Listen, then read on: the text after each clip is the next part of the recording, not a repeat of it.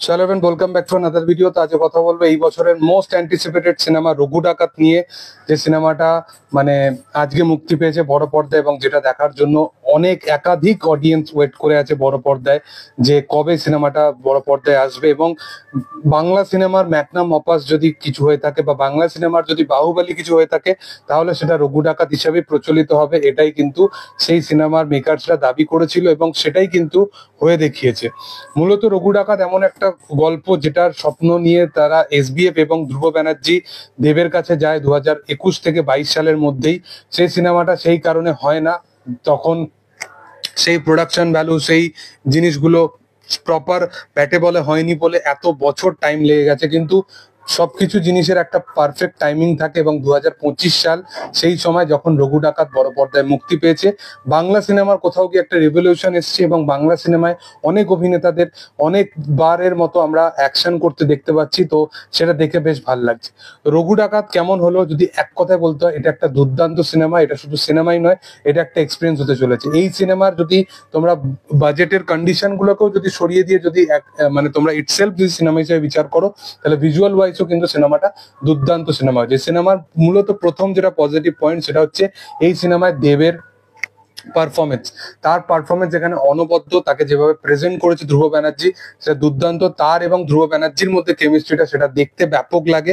এবং কিছু কিছু পোর্শন আছে যেগুলো ছবির অনেক জায়গা আছে যেখানে ইমোশনালি দেবের ক্যারেক্টারের সাথে আমাদেরকে বেঁধে রাখবে। যেমন রঘু ডাকাত যে একটা রবিনহুড টাইপের একটা চরিত্র, সেই চরিত্রটার সাথে যেভাবে এত লার্জ এন্ড লাইফ বা স্কেলটাকে এত বিগেস্ট লেভেলে, সেটা যতটাই কাল্পনিক হোক না কেন, যতটাই ফিকশন হোক না কেন, বাট সেই পয়েন্ট অফ ভিউকে যেভাবে প্রেজেন্ট করেছে, এবং দেব এক একটা সিনকে যেভাবে ইনহ্যান্স করেছে বা পুল আপ করেছে তার পারফরমেন্স দিয়ে, সেটা খুব অ্যাগ্রেশন ওয়াইজ সিন হোক বা রেভেঞ্জের সিন হোক, সেগুলো মারাত্মক ছিল।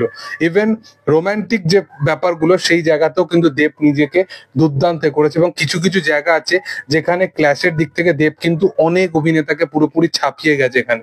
তো দেবের পারফরমেন্স মানে একতরফা, এবং প্রত্যেকটা অভিনেতার পারফরমেন্স একতরফা। এরপরে অনির্বাণ, সে দুর্দান্ত একজন পারফর্মার। সে যখনই স্ক্রিনের মধ্যে আসে, তখনই আমাদের সেই চরিত্রটার প্রতি একটা মানে ঘৃণা ধরে ওঠে। এবং এটাই একজন অভিনেতার কাছে একজন বড় পাওনা হয়ে থাকে, যে সে যেটা করছে সেটার জন্য অডিয়েন্স তাকে অ্যাপ্রিসিয়েশন দিচ্ছে।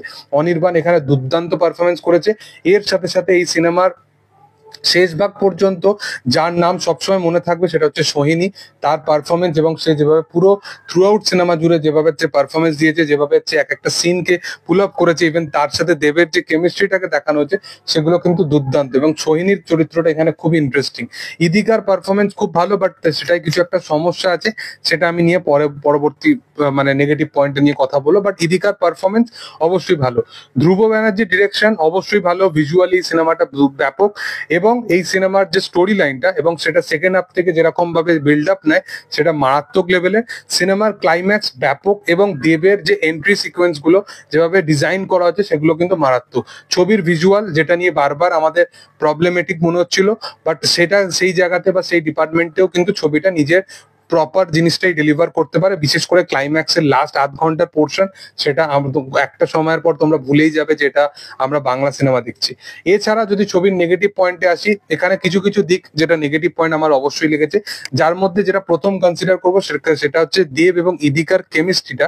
সেই কেমিস্ট্রিটা আমার মনে হয় যে ছবিটা এত কিছু ডিপার্টমেন্ট এখানে দেখাতে গেছে, তো সেই জায়গায় গিয়ে দেব এবং ইদিকার চরিত্রটা কোথাও গিয়ে আমার মনে হয় যে এদের কেমিস্ট্রিটাকে সেইভাবে স্ট্যাবলিশ করতে পারেনি এখানে ধ্রুব ব্যানার্জি। এর পাশাপাশি ইদিকার চরিত্রটার যে ইম্পর্টেন্সটা, সেটা ধীরে ধীরে কোথাও গিয়ে খুব প্রেডিক্টেবল ওয়েতে পৌঁছে যায়। তো সেই কারণে সেই চরিত্রটার যে প্রেজেন্সটা বা এক্সিস্টেন্সটা, সেটা আমরা খুব বেশি করে যে ফিল করতে পারি সেরকম কিন্তু নয়। তো এটা একটা নেগেটিভ আমার লাগে। এছাড়া ছবির ফার্স্ট হাফটা স্টোরি লাইন বিল্ড আপ দিতে একটুখানি টাইম নেয়, যেখানে আমার মনে হয় যে ছবিটা একটুখানি বড় লাগছে। এছাড়া এই ছবির কিন্তু আমার কোনো কিছু সেইভাবে খারাপ লাগেনি। একদম ফুললি মাস্ট, একদম পাওয়ারফুল, ইম্প্যাক্টফুল একটা সিনেমা যদি দেখতে চাও পুরো সহ ফ্যামিলির সাথে, তাহলে তোমরা গিয়ে রঘু ডাকাত অবশ্যই দেখতে পারো। এবং তোমাদের কি বক্তব্য সেটা কমেন্ট সেকশনে জানিয়ে যেতে পারো। ভিডিও ভালো লাগলে অবশ্যই তোমরা লাইক করো, শেয়ার করো, সাবস্ক্রাইব করো চ্যানেলটাকে, এবং পাশে থাকা বেল আইকনটা অবশ্যই প্রেস করে দিও। Thank you all, by.